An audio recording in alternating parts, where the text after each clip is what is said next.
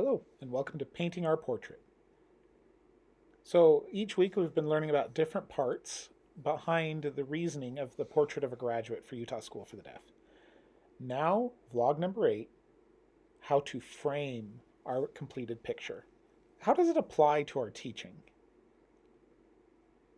So first, let's give a quick review of what DEAF means in that portrait.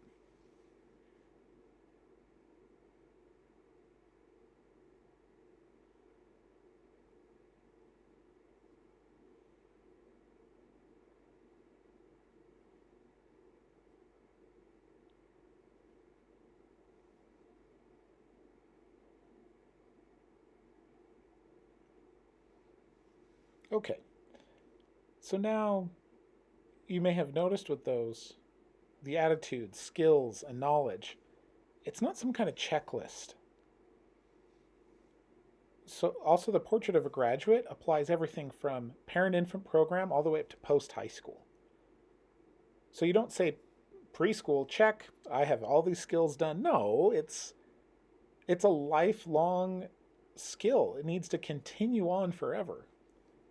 It means we need to set up a culture. We need to set up an environment. We need to set up how we approach our teaching and learning for our students. Help them internalize and develop internally what these skills are. Giving one single lesson on hard work is not enough.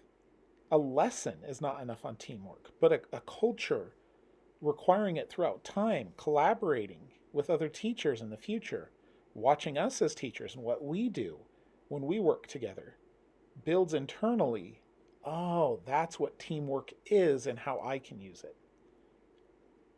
Now I want to show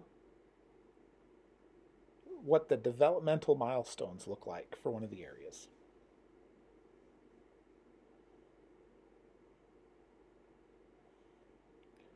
We have preschool, which means both PIP and preschool itself. Lower elementary, K1, K1, 2.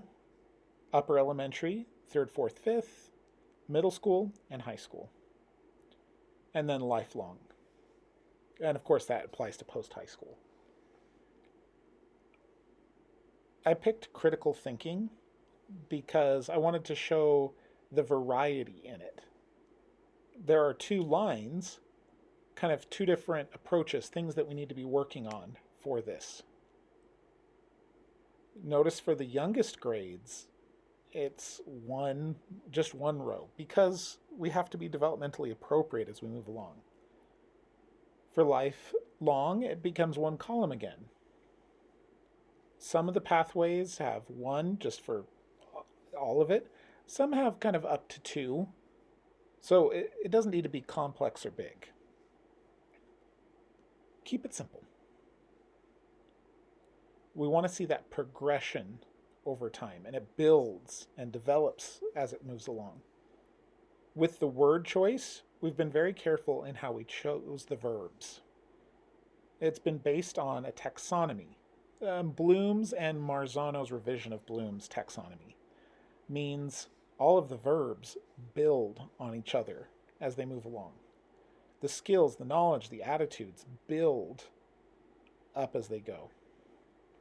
So it can't just be a check, I'm done. It's about spiraling up to more and more skills, developing those skills. So I want you to really look and think about it. What does it mean? What does it look like? And it gives you more of a broad skills, broad application into your classroom. So, how do we apply? 4 ideas to kind of start. And of course, honestly, this is not a checklist.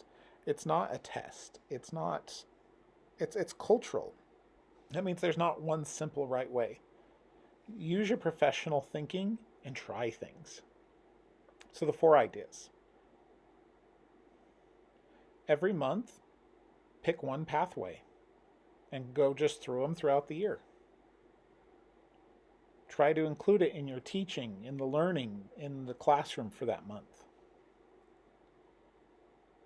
When you plan units, when you plan lessons, try to incorporate something where you can make those connections with the pathways. You pick standards, pick from the POG as well. Ask your students to pick one and focus on it. Could be a week, could be a month, could be a year that you focus on that student chosen topic. When you're writing your syllabus, what areas are you going to focus on as part of that pathway from the DEAF areas? I mean, at least the DEAF areas. You can break it down further. Try and focus your class on those key skills and knowledge. And of course, those aren't requirements. Just kind of think about it. Use your best judgment. All right, that's our journey through the portrait of a graduate. If you have questions or concerns or ideas, please share them with your director. That's our vlog for today. Bye-bye.